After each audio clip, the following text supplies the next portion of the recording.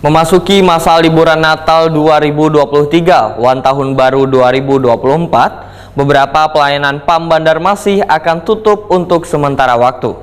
Adapun layanan PAM Banjarmasin yang tutup adalah layanan baik layanan loket maupun aktivitas kantor lainnya yang ada di kantor pusat PAM Banjarmasin di Jalan Ahmad Yani, Pal 3, Banjarmasin. Memasuki masa liburan Natal 2023 awal Tahun Baru 2024, beberapa pelayanan PAM Banjarmasin akan tutup untuk sementara waktu. Adapun layanan PAM Banjarmasin yang tutup adalah seberatan layanan baik layanan loket maupun aktivitas kantor lainnya yang ada di kantor pusat PAM Banjarmasin Jalan Ahmad Yani, Pal 3, Banjarmasin.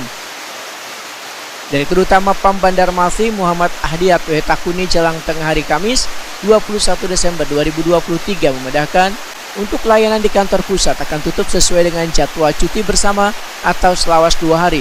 Layanan akan kembali buka pada tanggal 27 Desember 2023. Pelanggan bisa membayar melalui toko retail atau di Kopkar Padami yang ada di kawasan kantor pusat PAM Banjarmasin. Jadi terkait libur panjang kita ya, lumayan panjang nih di akhir tahun 2023 ini, di bulan Desember ada libur Natal dan libur Tahun Baru. Nah, untuk yang libur panjang ini, PAM Banjarmasin tetap berkomitmen ya untuk bisa memberikan pelayanan kepada pelanggannya.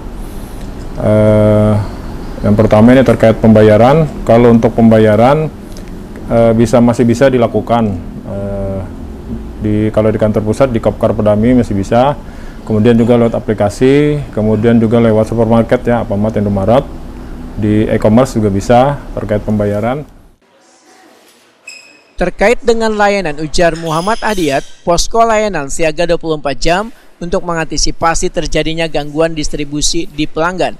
Begitu pula dengan warga yang memerlukan banyu dengan mobil tangki, petugas pun siap memberikan pelayanan. Muhammad Ahdiat menyatakan distribusi banyu berasi masa liburan Natal 2023 dan Tahun Baru 2024 ini pelayanannya tetap stabil. Dengan baik, kemudian juga selanjutnya di minggu selanjutnya bisa merayakan Tahun Baru. Nah, kita sudah menyiapkan segala sesuatunya. Mudah-mudahan tidak ada kendala nanti pada saat libur Nataru, nanti libur panjang. Ya, mungkin ada peningkatan tekanan Pak, karena mengingatkan hari libur, jadi orang lebih banyak aktivitas di rumah Pak. Jadi kalau untuk pendistribusian kemarin sudah kami evaluasi, ada dirapatkan.